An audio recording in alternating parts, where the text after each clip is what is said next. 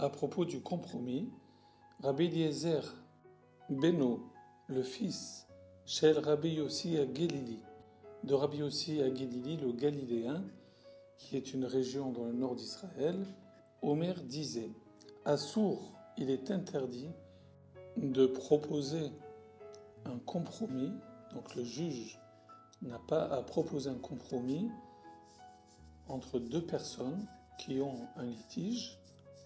Vechol abotsea, tout juge qui propose un tel compromis à l'amiable, arézé choté, eh bien, est un fauteur.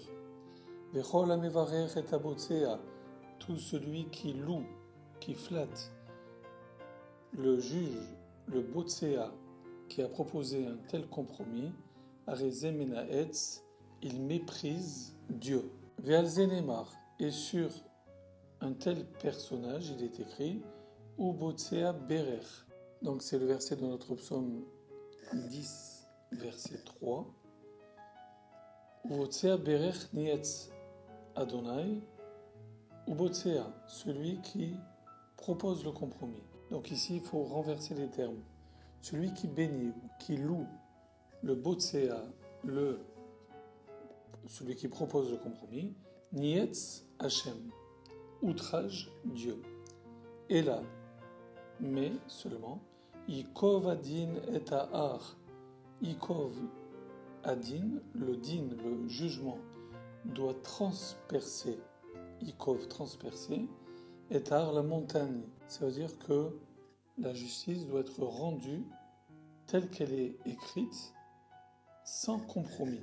Chez les marques, comme il est dit, Kemishpat, car la justice, l'Elohim hu, appartient à Dieu, au divin.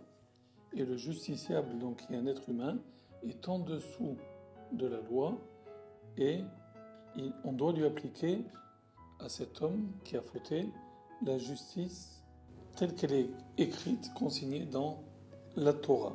Vechel Moshe Omer, et ainsi Moïse disait, Yikov adin et ahar, le jugement transpercera la montagne.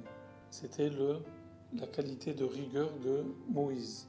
Aval, en revanche, Aaron, le frère de Moïse, lui était plutôt dans le compromis.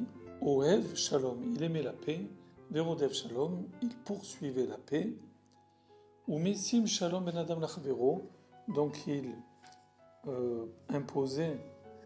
proposait la paix entre l'homme et son prochain, lachavero. Comme il est dit à propos d'Aaron, Torah émet une loi de vérité, Aïta befihu, était sur sa bouche, Ve avla, et le mal, l'iniquité, Lo nimsa bisfatav, ne se trouvait pas sur ses lèvres, Be shalom, avec la paix, ou Be mishor, et avec droiture, Alach iti, il marchait devant moi, devant l'Éternel, Verabim, et nombreux sont, et Shiv qui l'a ramené, mais Avon de la faute. Donc on voit que Aaron, on va dire, était l'opposé, qu'il était homme d'amour, de paix, et que dans ce sens, il